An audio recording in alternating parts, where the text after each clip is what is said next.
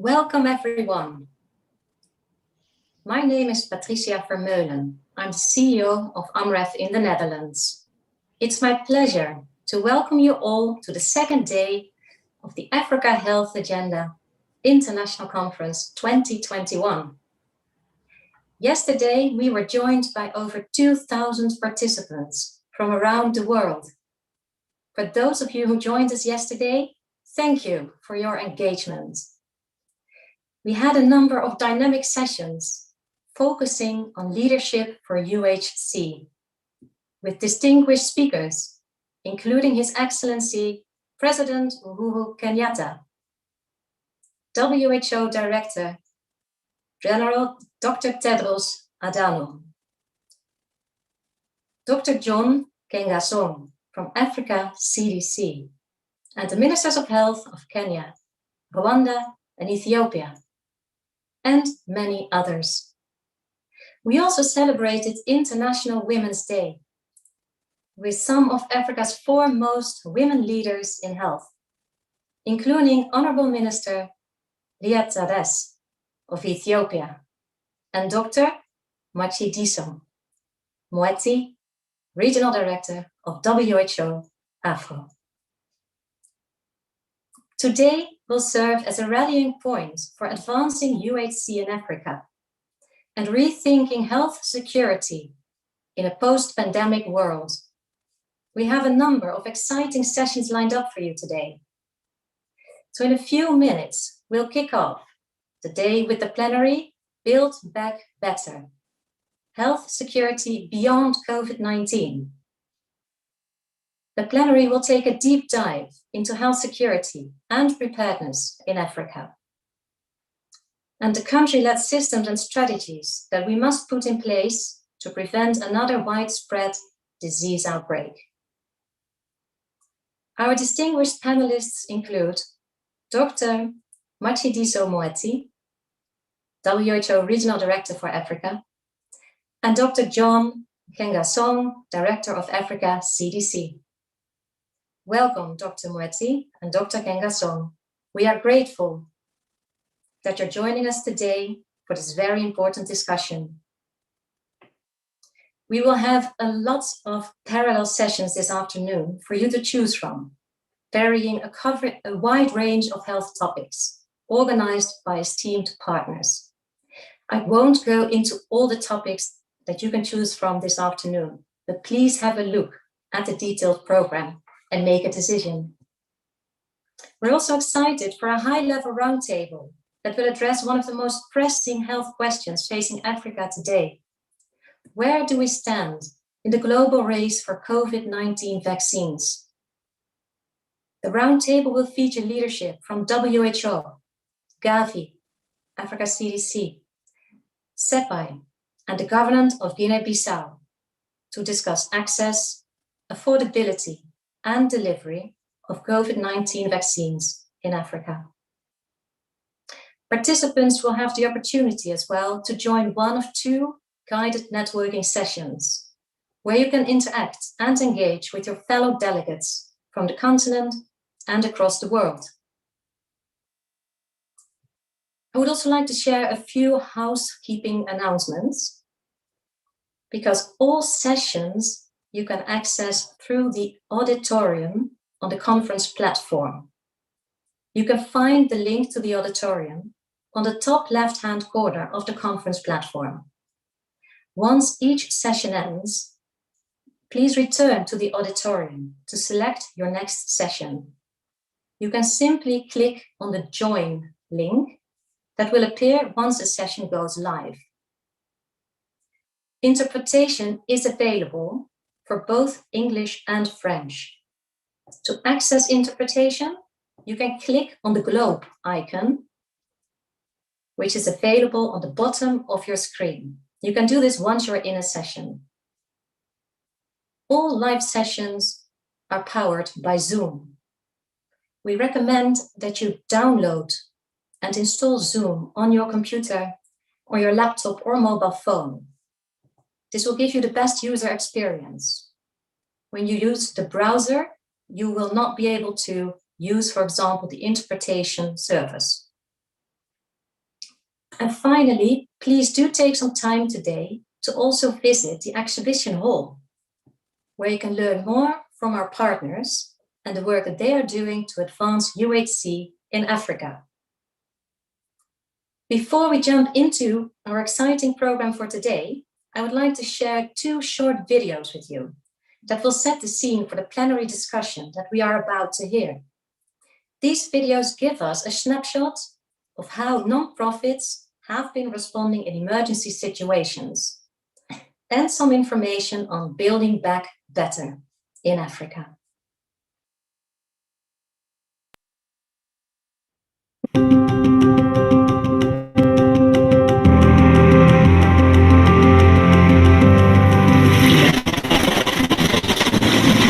We're using amazing detection dogs so we can find bushfire survivors and care for the lucky animals that survived the fires and ensuring that they have a home to return to. There she goes. Stiamo cercando. Il coronavirus ha messo a dura prova la nostra comunità. Noi di Croce Rossa, oltre che dare una risposta sanitaria, ne diamo anche una sociale, attraverso la donazione di pacchi viveri e di beni di prima necessità. Allora, arriviamo. Eccoci arrivati, signora. Estamos a combater a pobreza habitacional e reconstruímos casas às pessoas que mais precisam. Eu estou agradecido, muito grato. En Vive Bailando, el baile es nuestra herramienta para generar desarrollo social, para transformar positivamente. We are educating people about how to avoid snake bites because over 50,000 people die of snake bites every year. We are providing medical services to pregnant women in rural Kenya so these women have the dignity of a healthy pregnancy and childbirth. We created a roadmap for a future where Black women's work is valued and respected. We're clearing landmines here so that Cambodia can start to recover from the horrors of war. Got myself some lovely oxygen because there isn't much in here.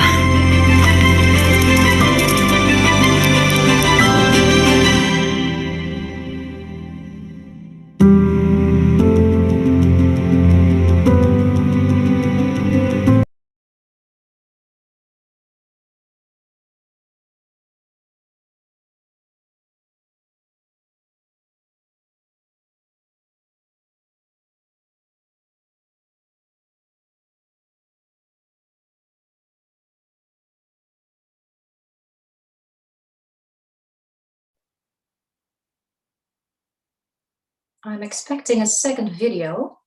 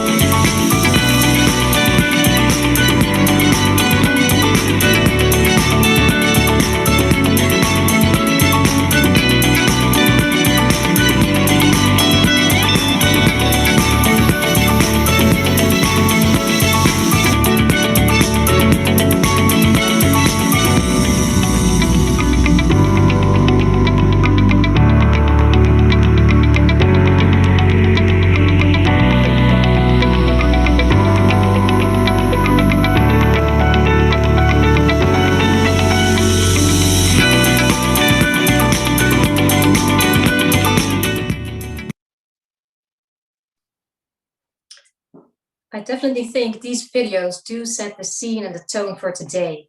Now, without further ado, please join me in welcoming Dr. Solomon Zodu, Deputy Director for Africa at the Bill and Melinda Gates Foundation, who will be moderating today's plenary, Building Back Better.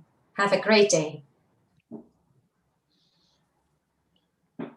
So thank you, Patricia. I welcome everyone.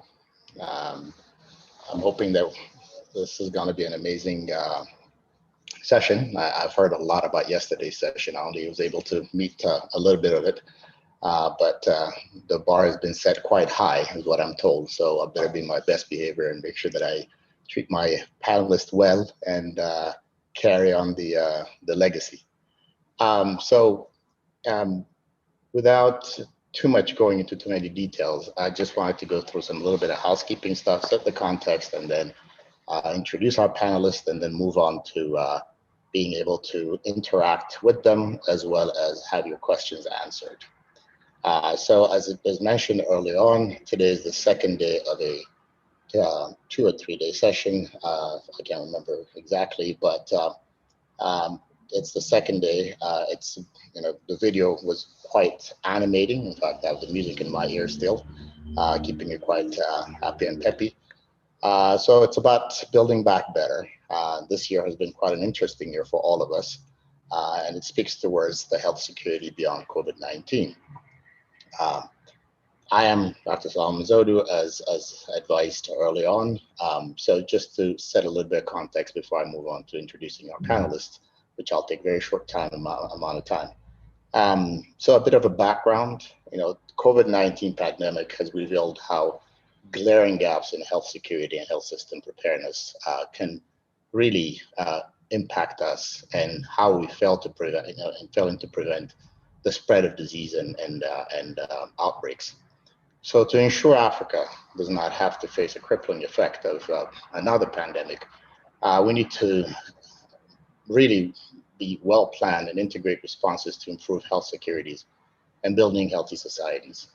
This plenary will discuss the state of health security, as in, what is Africa's plan, what needs to be included in the African plan, who are the key players, and also discuss the urgency, concrete actions of the African government need to take so that we are better prepared for the future pandemic.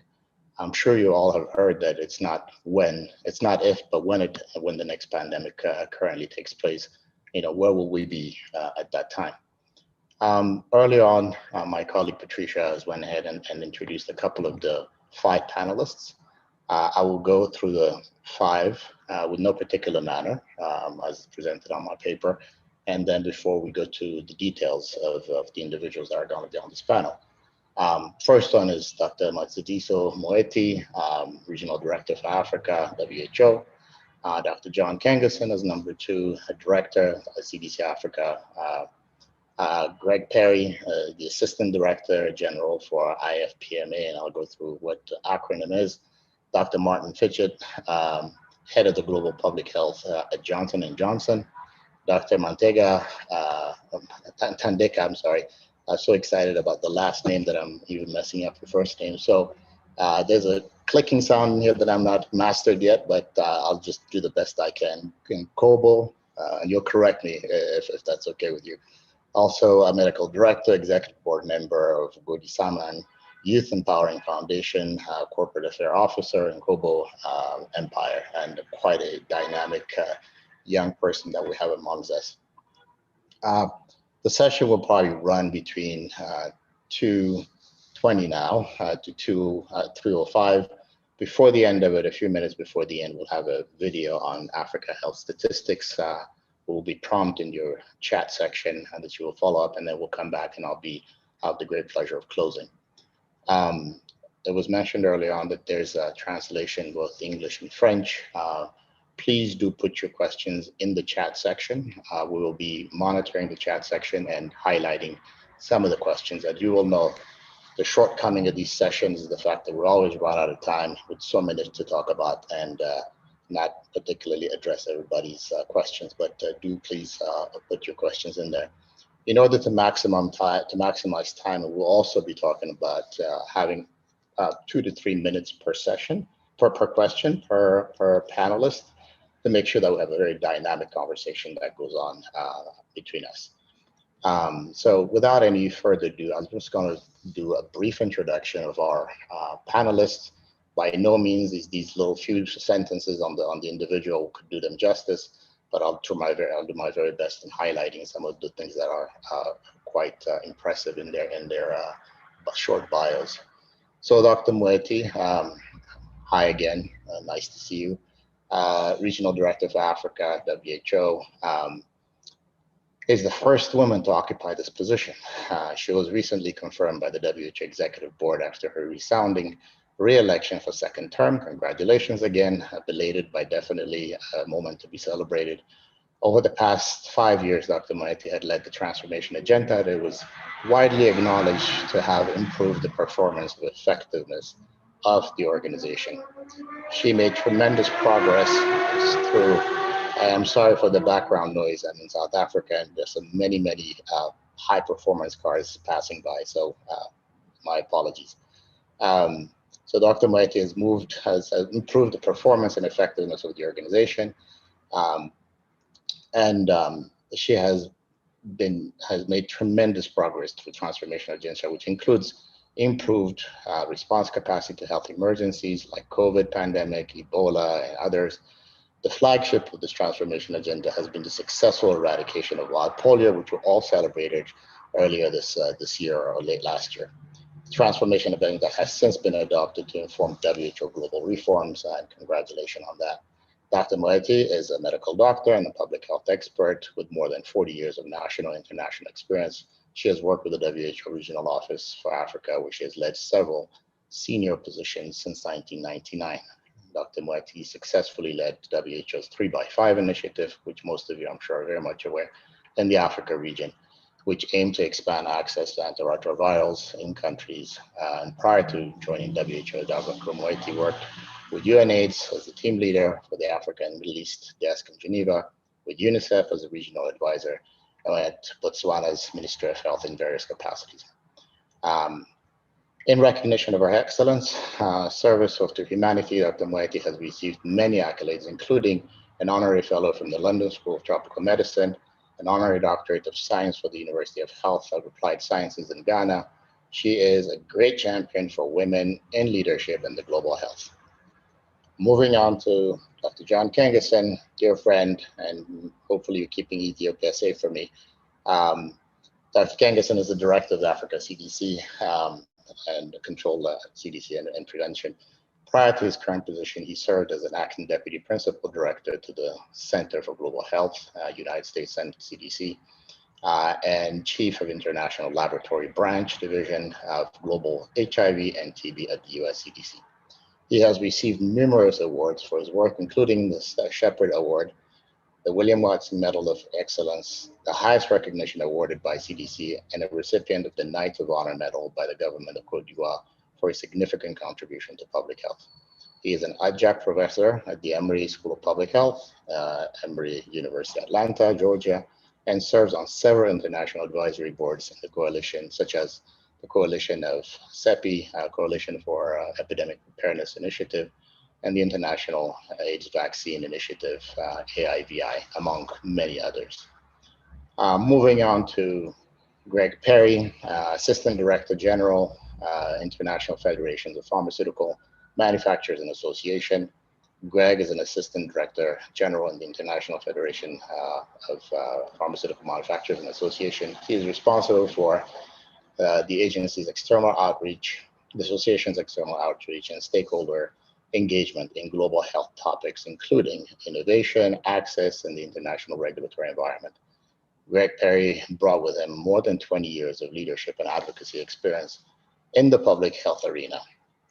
Prior to joining IFPMA, Greg worked as Executive Director for the Medicines Patent Pool, which he joined in 2013 as a Director General for the European Generic Medicines Association from 1999 to 2013 in Brussels. Previously, he worked as the partner in the UK Public Affairs Company as a European Union policy advisor to corporate and non-governmental organizations. and before that as a parliamentary advisor to members of the European Parliament. Greg is a member of the Advisory Council of the Organizations for Professional and Regulatory Affairs, TOPRA, and is former member of the Standing Advisory Committee before the European Patent Office, SASEPO. Greg also holds a Golden Cross of Merit from the Republic of Poland. Dr. Martin Fitchett, and I hope I'm saying your last name properly.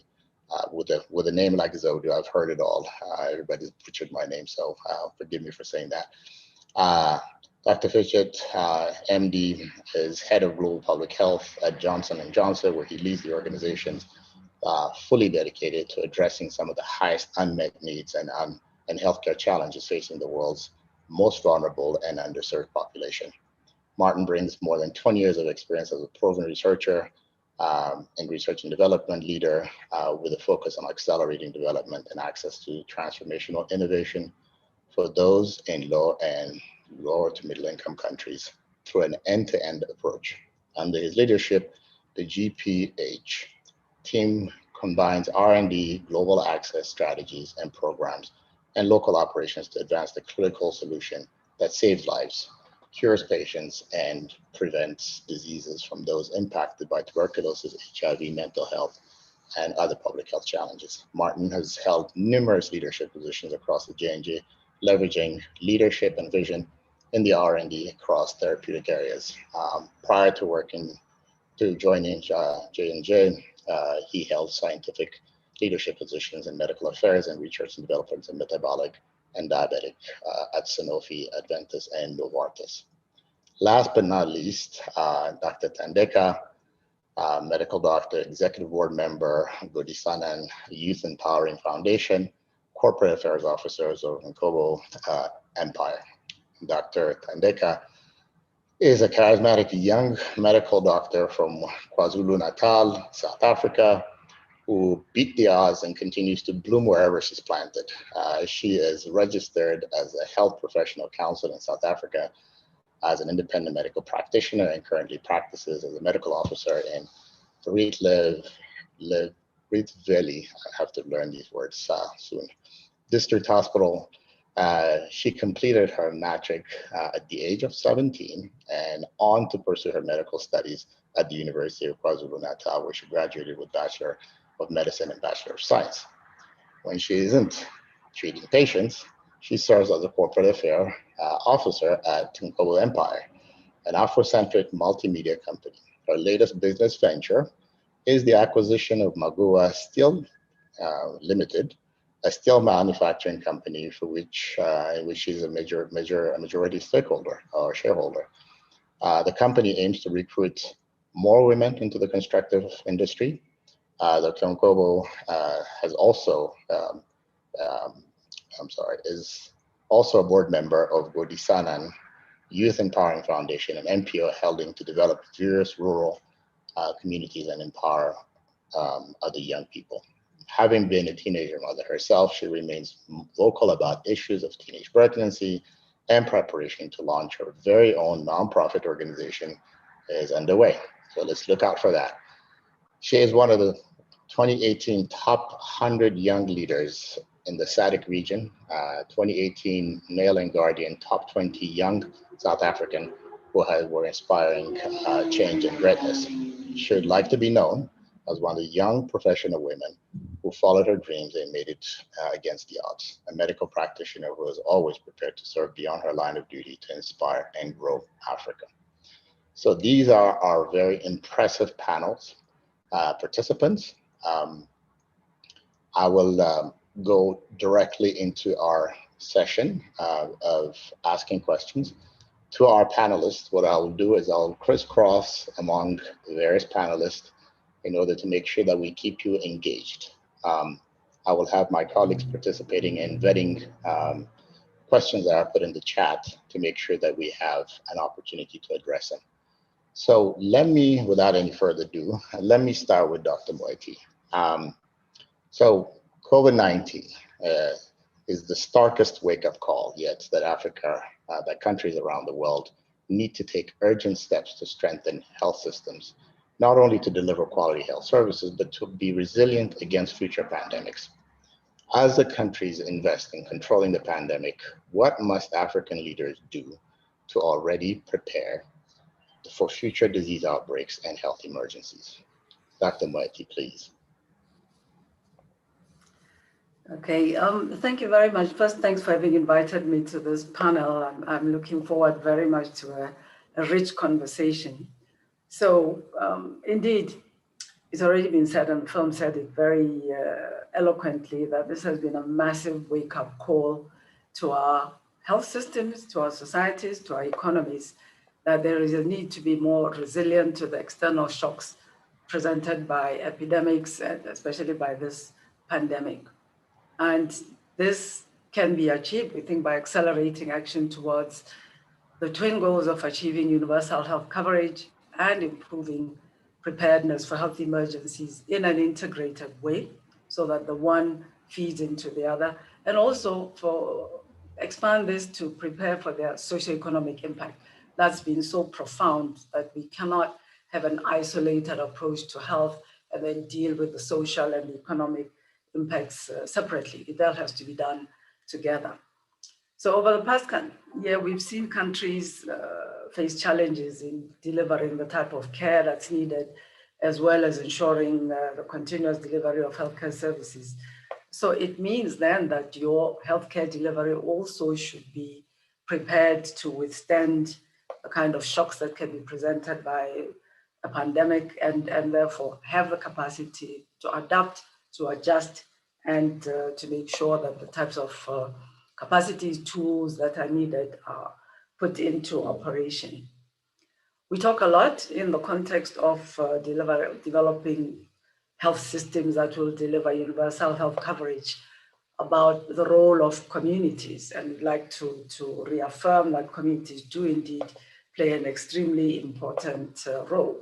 And therefore, their role needs to be validated and needs to be part of an ongoing, if you like, structure and mechanisms of a national health system, so that they are contributing not only to service delivery or information sharing at the community level, but also to the governance of the healthcare system, and most importantly, also to preparedness to withstand the shocks of something like a pandemic.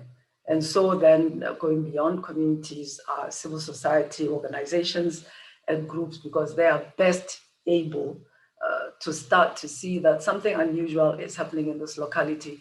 It needs to be taken note of by the system, so that systems that are dealing with surveillance can kick in a timely fashion, and that we have the ability to respond in a timely way. We've seen also the tremendous potential of digital health and e-health as part of universal health coverage, preparedness, and very much as part of the response to this pandemic. There's been a lot of efforts on the African continent to incorporate these as mainstream components of what goes on in health. African health leaders have to see to it that the environment is created where the different players can come on board and ensure that digital technology becomes a key tool in health development, including in building the resilience for the health systems. Of course, one big issue is investment in health, the financing of health. And we've seen this stagnating per capita in most African countries in the past few years, and would like to strongly commend that there's nothing has proved better than this pandemic, that investing in health, investing in the health system, in resilience is a massively good investment in terms of returns when you now need to respond to a pandemic like this. And we're recommending countries move from the currently around $60 per capita to up to $90 for low-income countries, and up to $117 or more for the higher income countries in the region. As far as the leaders are concerned, we know that there are existing national high-level mechanisms, as well as legislation and policies for responding to and preparing for epidemics, pandemics, emergencies. These need to better take on board health. What we've observed is that there are multi-sectoral mechanisms, and the health sector is participating not in an optimal way and tends to have its own separate mechanisms. We would recommend that these be brought together so that we have a shared view at the level of national leaders of what needs to be done to protect for health, to protect for economies, to protect most vulnerable people, and put in place the social safety nets that they will need as part of preparedness. And then finally, just to say, development more broadly needs to be better prepared to respond and to withstand such shocks. So we can no longer say, oh, today schools must close, tomorrow its factories are closing. Our national leaders need to ensure that the national development plans have a significant component of resilience, preparedness, after having seen what can happen with a shock like the pandemic. And then this needs to go beyond the national borders to the regional economic communities, right up to the African Union, in terms of how to work together then to form the kind of coalitions of governments, of the private sector, civil society, communities, in order to build back better and be more resilient to the next pandemic that confronts us. Thank you very much. Thank you, Dr. Moeti. So echoing the sentiments about a comprehensive approach, interoperability between sectors, and really that puts something the African leaders in the middle of this decision making. So at all levels. So let me move on to Dr. John Kengeson and talk about on the same line with African leaders. We know that there were some massive deliberations and great outcomes from the most recent African Union summit. The AU Bureau Heads of State and Council of Ministers must be applauded for their leadership during this pandemic. So could you give us a little bit of context on what were the key outcomes from these discussions during the AU summit that would help us build better and deal with the next pandemic? John? Thank you. Thank you, Solomon. And once more, let me extend my greetings to the entire AMREF family for pulling together such an extraordinary meeting on health in Africa. And the title of the meeting is very interesting and thought-provoking, which speaks about the African strategy. And the Building Back Better, I like it so much. And the video that was played was interesting. It talked about building back better, but bolder and bigger. And I like to emphasize on those two other words, the being bolder and doing it bigger. I start with that because we are 1 year, 2 months into this pandemic, and you can actually begin to write the report of this pandemic and as to what went right and what went wrong and what we should do. And if I was part of a commission that was asked to write this report, I would actually tell them that I know what to do. I would take those reports that were written after the Ebola outbreak in West Africa, change Ebola and put in COVID-19, and you have a report in 2 days. So we actually know usually what we need to do. We can actually list those things very well, or take old reports and recycle them and ask the question, what is it that we are not doing well? One thing, when I've been reflecting on this pandemic and then reflecting on the Ebola outbreak in West Africa seriously, and you ask yourself the question that you end up being more confused at the end of your reflection than at the beginning. You say, what is it out there that is making us collectively us, the political leadership, the technical leadership, the policy leadership, difficult to see that diseases are a serious threat to our economy? They are a serious threat to our health security and a serious threat to our own existence, given what we have seen all through the history of diseases, including the 1918 pandemic. So, and I'll come back to that because there are some lessons that we truly need to learn from the 1918 pandemic. During the summit, as you said, to be very specific, I have always, my last 4 years here at the Africa CDC have actually enabled me to look at the instruments, the tremendous instruments that exist within the African Union, which is always led by a head of states, but however, the gap in translation of those instruments into reality. And I think that is that value of that we should be thinking of and say, what is it that we must do to make sure that the nice reports that are always written, everybody knows what we need to do, but it's not really done. So the head of states were they acknowledged that this is a serious threat. The COVID is a serious threat. it was almost universal that head of state after head of state took the floor and talked about the impact of COVID. And they also acknowledged that the fight is still ahead, which was a very good thing. And then they expressed serious commitments to both delivery of vaccines, including the acquisitions and the distribution, as well as to intellectual transfer of knowledge, so that we can, as a continent, begin to embark on continental manufacturing of those instruments that are so important for us to move forward. Just to, as an example, they also committed or urged the Afro-Exim Bank to raise more capital to fund some of these instruments, i.e. vaccines acquisition. So I have, the beginning of this pandemic, we always said that one of the reasons that Africa did well was because of the leadership of member states, the political leadership included. And I think that you continue to see that strong expression of political will, political commitment across the board, across nearly all head of states at the summit.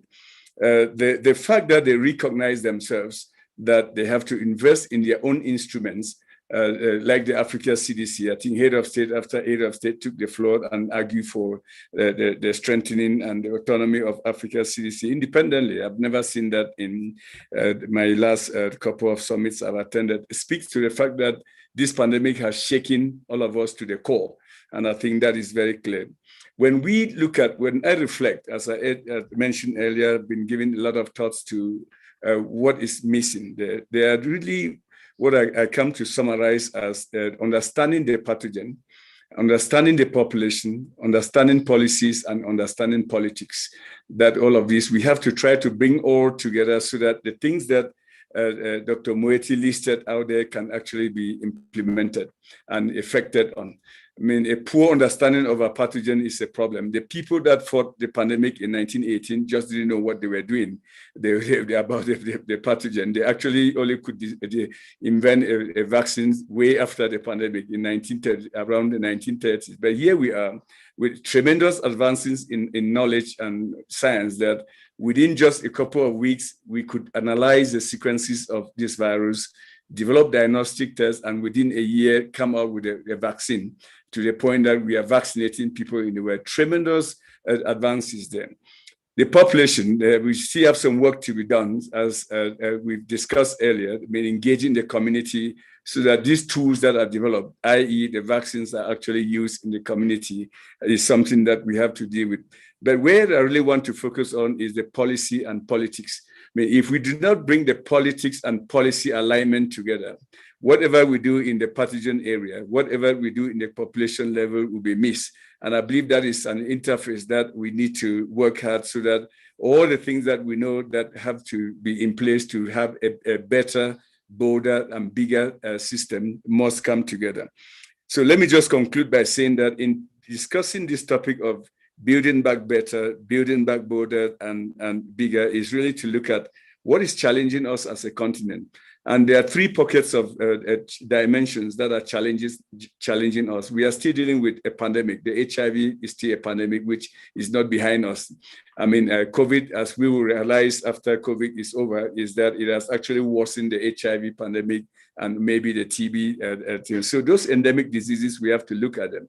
I've always argued that the best way to prepare for this health security is to invest on those endemic diseases, the TB, the malarias, the tuberculosis, and the HIV, so that if we get them right, then we can deploy those systems to fight any incoming enemy. Then the emerging and re-emerging infectious diseases, including Ebola. I don't think Ebola is over. As we speak, we have 2 countries in Africa. We are struggling with Ebola. And of course, the non-communicable disease. Unless and until we bring these syndemics together and look at the intersection of these syndemics, we'll continue to write nice reports and shelve them, and reports that really don't report anything, and think or develop policies that don't go anywhere. So I think the leadership, the political leadership is very, very aware that we have to now bring the technical issues and policy issues to the level of the political leadership for action. Thank you, Solomon. Thank you, John. So just to go ahead and quote you, the fight is still ahead. So now that we have the political leadership that is quite adamant about being aligned and making sure that they hold the downstream accountable to better policies and better politics, let me go to Dr. Martin and see what the upstream R&D is thinking about this. So as a pharmaceutical companies have made large investment in R&D for vaccine, and John alluded to that. And therefore, understandably, they care about the price that they can command with those vaccines. However, most often, the highest payer is not the most vulnerable in socioeconomic and heartfelt health effects of diseases.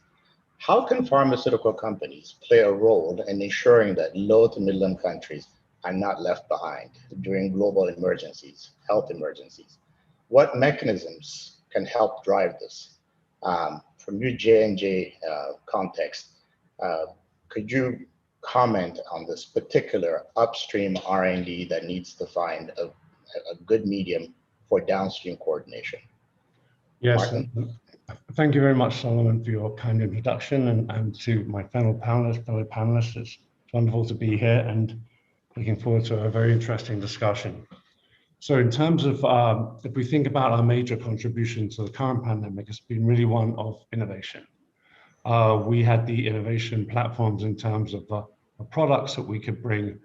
We didn't know we could bring them as fast and as rapidly as we could, but we contributed with the core innovation. But it wasn't an accident, it was one that was built up with decades of scientific research. As we say, the time period that it took, we all know, was around 12 months for up to 3 vaccines to be successfully launched in most markets. But the time was miraculous, but the fact that it was done was due to many decades of investment in research and platforms.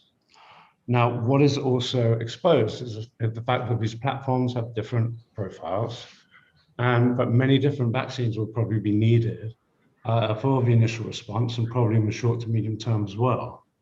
And so that also tells us that we need to continue to invest in vaccine technology to ensure that we have the appropriate level of response. In fact, we're here at the CEPI 2.0 and other organizations are talking about much more accelerated targets for the future in getting the vaccines from say, genomic sequencing into patients.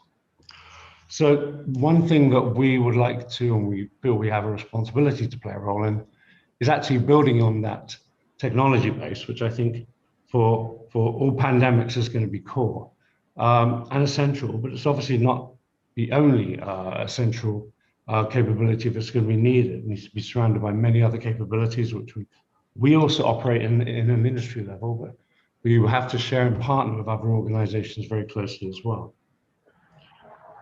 Also, if we think about the historical research that was underway, I think it happened because we had some investment, I think investment in commercial platforms mainly for the vaccine strategies and franchises that companies had.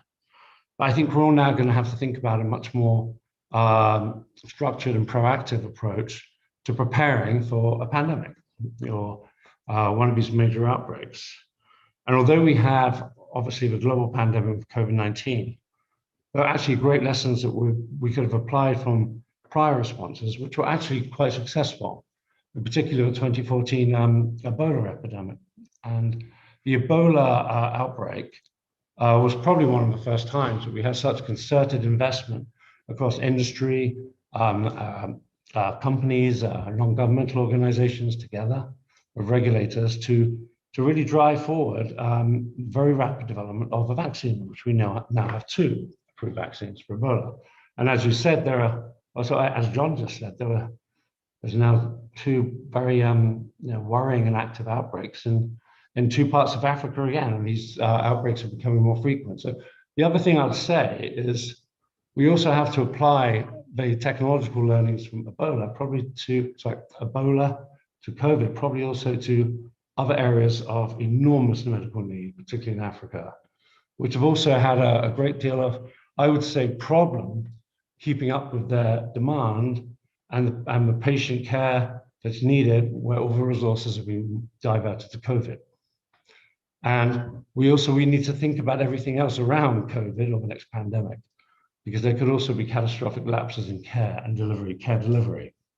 And so the platforms and the technologies we also apply to core pandemic outbreaks in the future, we should also think very, very carefully about how we also apply them to support the diseases that are left in the wake. The evidence is just compelling. But the main areas we work in, like tuberculosis, multi-drug resistant tuberculosis, and mental health and HIV, they've been devastated in some parts of Africa in terms of access to hospitals for a couple of reasons. And, people didn't want to go to hospitals in COVID either, not to get COVID. There weren't the resources, they weren't prioritized. So it's not just the availability of core medical resources, it's a whole factor, a whole slew of reasons.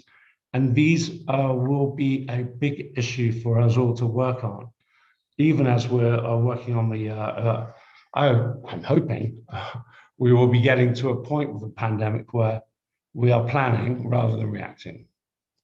And so also, I think one thing that's been really important is I was happy the industry was able to make some concerted effort, and I believe a considerable concerted effort on behalf of us and the core companies that were part of, I think, the Bill Gates Roundtable Declaration to allocate significant volumes of vaccine to low and middle income countries. So far, I think 297 million doses of COVID in total, I think, have been delivered to about 111 countries. But I acknowledge that the African countries and some other lower middle income countries are probably running about, I would have estimated, about 4 to 6 months late. That's not good enough, but it's an improvement of what we thought we would have been able to achieve before the pandemic. And I think it will improve as the understanding of which vaccines are going to be used where is rapidly understood. And one of the underlying messages I wanted to make is it's not all bad news from the terms of the response, at least from where I sit. The pandemic was clearly an absolutely devastating, personally, medically, and economically blight on the world. But we got vaccines to the market in generally the timeline we said we would. And we also, I think, showed, at least from, where I work in the public health department, a remarkable coordination and understanding between government, between the private sector, non-profits. Very, very rapid decisions were being made, more than I've ever experienced as an R&D physician working in standard R&D. And actually probably more than I've experienced in previous emergencies, for obvious reasons. And so that there were some good news stories there. And I believe we have to understand, and we have to build on those and be better. We'll be setting ourselves much more aggressive targets, I think, as a global community for a future response. I think the CEPI was one of 90 days or something. I'm trying to remember what it was, but okay, let's try it. But also to do that, we also got to learn from how the different technologies performed. I think the RNA vaccines were proven to be very effective. The other platforms also effective. I think the jury is out, but I also believe that we just need to understand and have a concerted effort, but we probably need to make a much bigger proactive investment in platform technology across the board. So if I think about what we think we need to do in general in the future, I would just say, let's just do it and not say we're going to do it and then not do it. It sounds an obvious thing to say, but I hope that what happened to everybody, what impacted everything from medical to human loss to economies collapsing, will for once teach us as a planet not to just look after the disaster and move on. And I'm confident we will, but I'm an optimistic person. There are things we will need to do as a global community.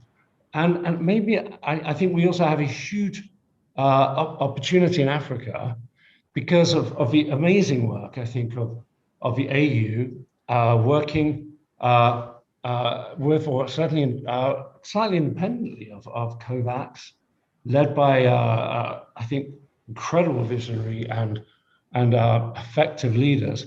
I think getting a significant proportion of vaccine, may have ambitions to get herd immunity in the continent within a reasonable frame of time, which gives me enormous hope that we can also work together to develop the necessary parts of the infrastructure in the continent will also be needed. And so those infrastructures are not subject to nationalism. They can be everywhere where they're needed.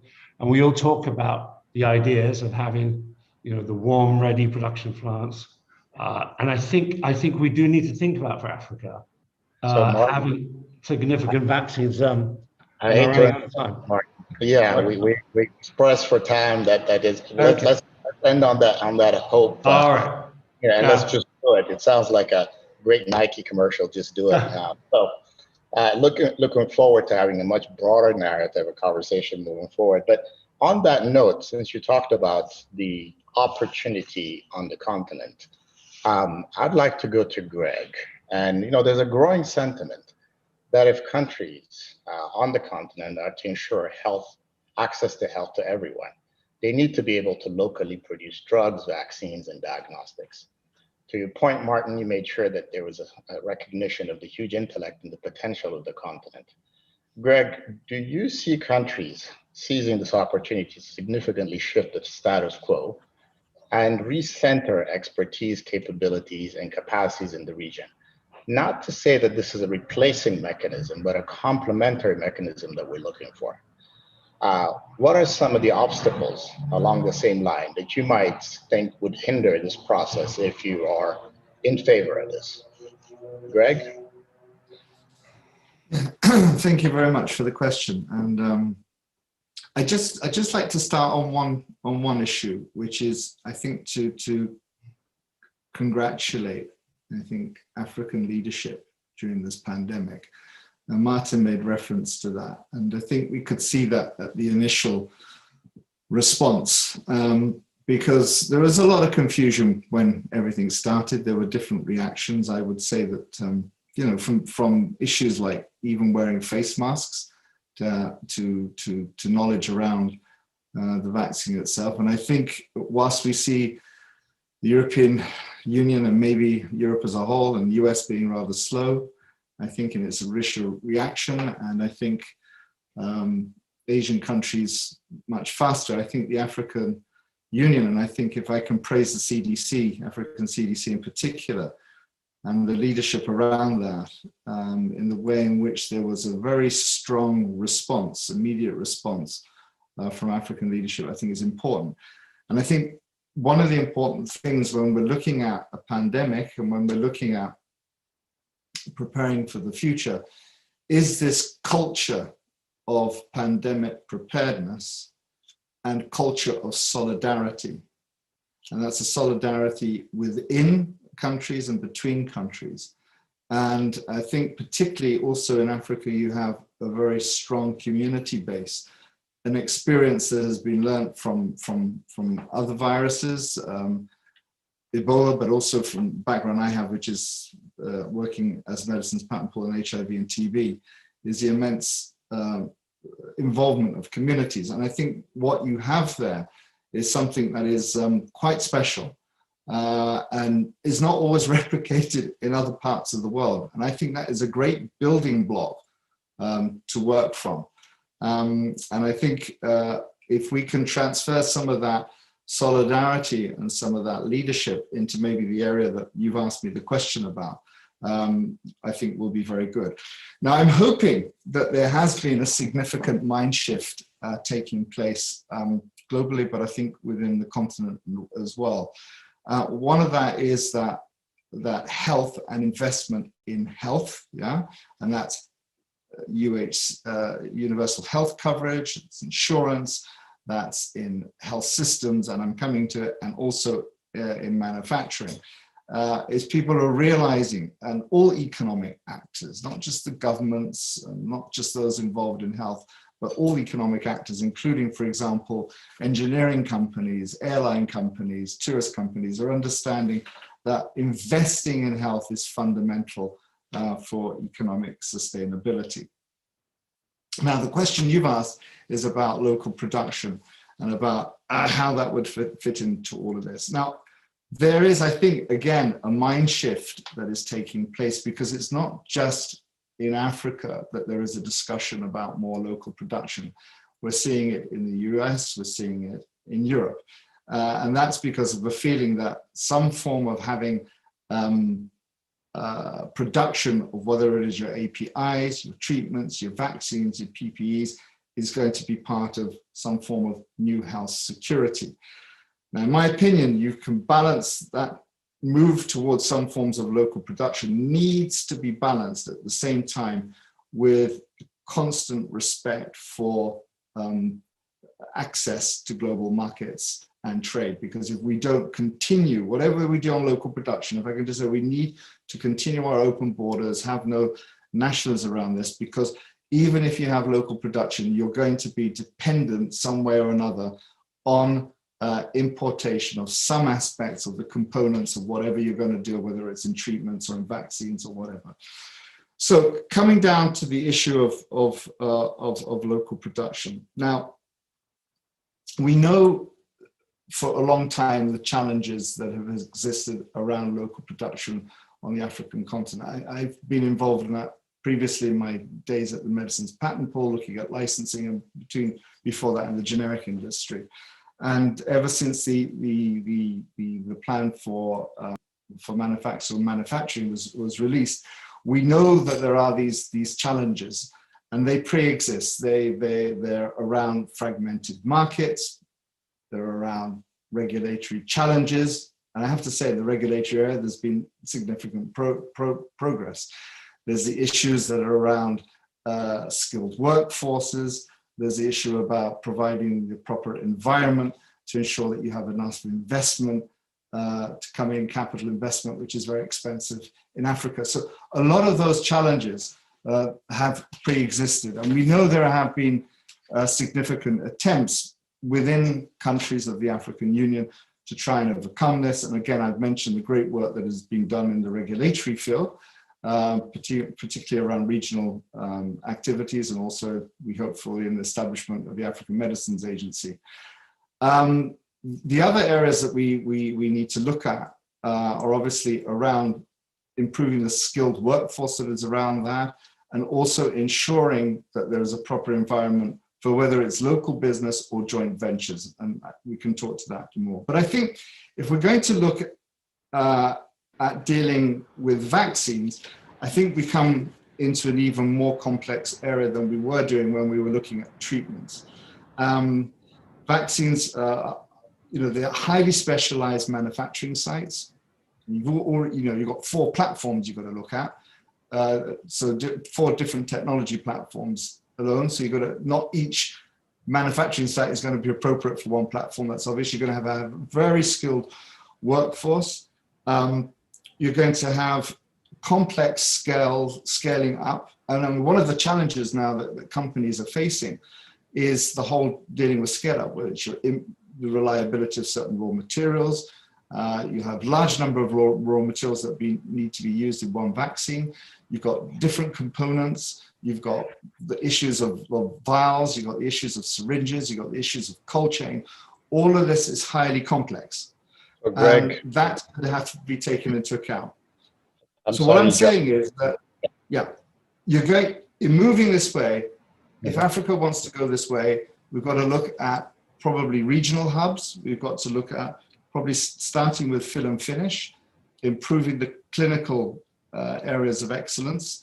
And I think if we want to look at joint ventures and working with companies, I think we need to build the appropriate environment around that. And we're very open, as I know companies are, in discussing how we can move in there. Thank you, Greg. Sorry, I went on for too long. No, I mean, this is the issue of having such a powerhouse restrained to about an hour worth of conversation. This could go on for like a half a day, but we'll have to do what you can.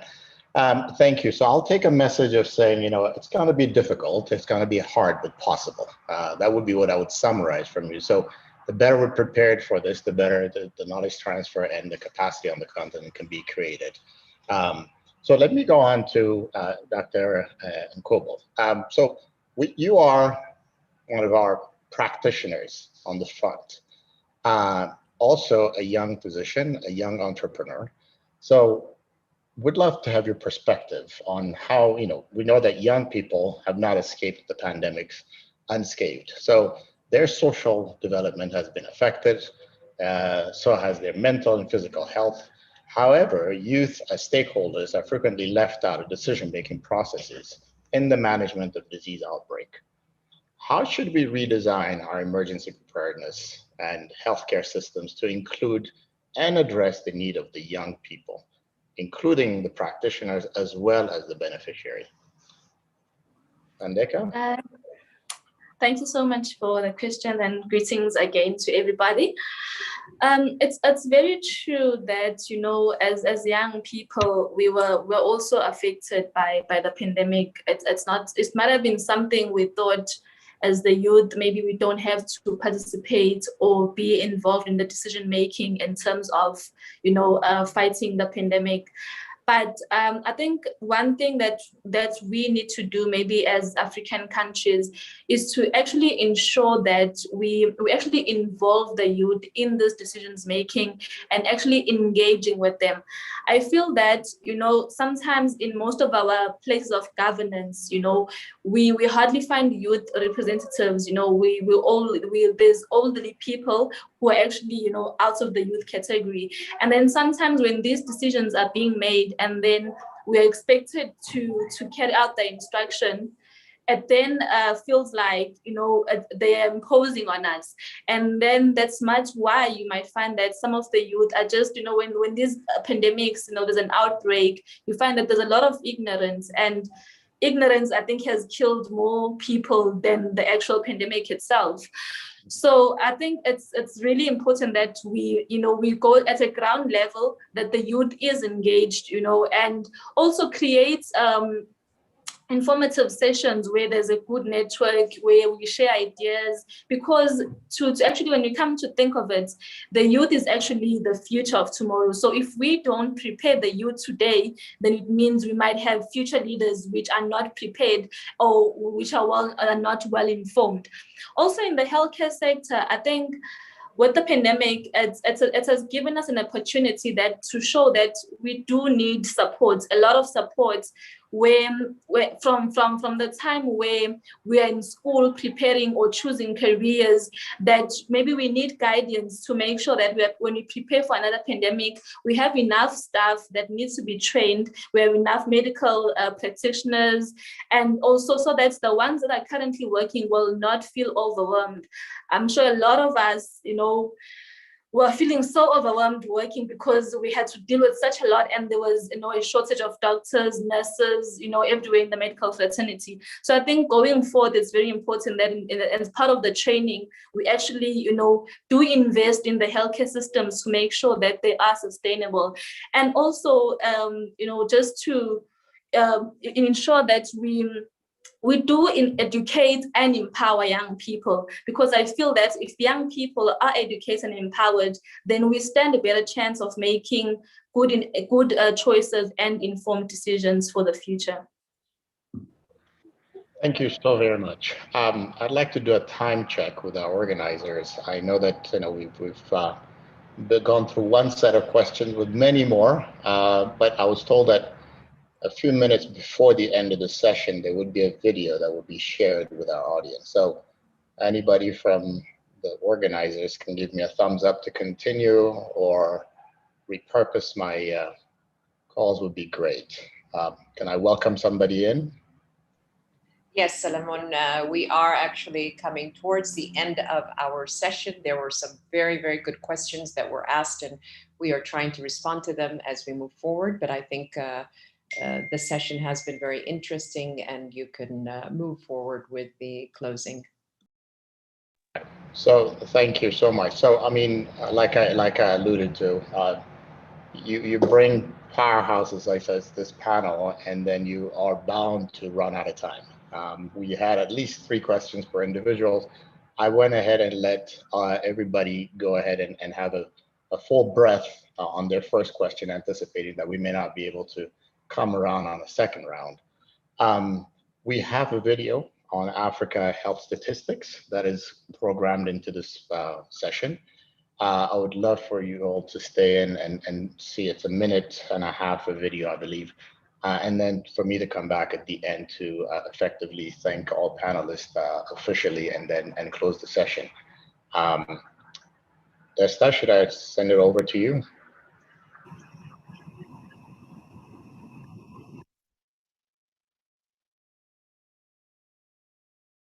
It's a decade for action. It's a decade for action. From commitment to action. From commitment to action.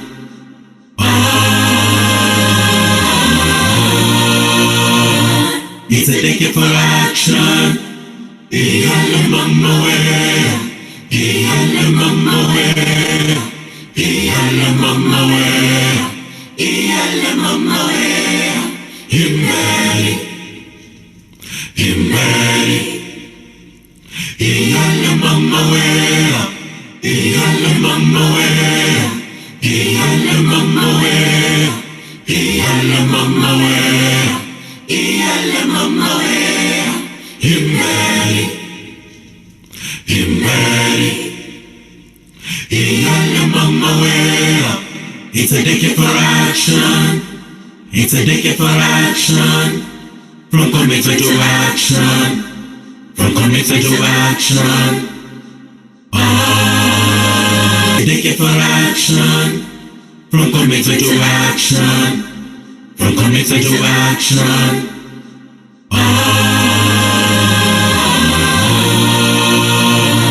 It's a decade for action. Iyale mama we. Iyale mama we. Iyale mama we. Iyale mama we. Himbari, himbari. Iyale mama we. Iyale mama we. Iyale mama we. Iyale mama we. Iyale mama we. Himbari, himbari. Iyale mama we. So this is my opportunity to thank the panel again. Also recognizing the amazing amount of individuals we've lost globally due to this pandemic. This is a very painful opportunity for us to learn not to repeat this again with preventable situations. This is the main session for us to say, let's do it better the next time around, while recognizing all the souls that have departed and will never be replaced. Ignorance kills was the quote that was used at the very end. So let's make sure that our learning session and our learning process does not create another layer or a cloud of ignorance moving forward. And we all come together as a global community and make sure that the next one, when it happens, does not get the opportunity to capitalize on some of the shortcomings that we had in this first one. So I'd like to thank all our panelists. Fantastic session. Thank you so much for taking the call and sharing your ideas. And till we meet again, I'd love to thank everyone. Thank you very much as well. Thank you. Moderating so effectively. Thank you. Fantastic. Thank you. Bye, everyone. Bye. Bye, everyone. You handled this very well. Thank you. He let you talk endlessly. Yeah, okay. I'm glad you stopped.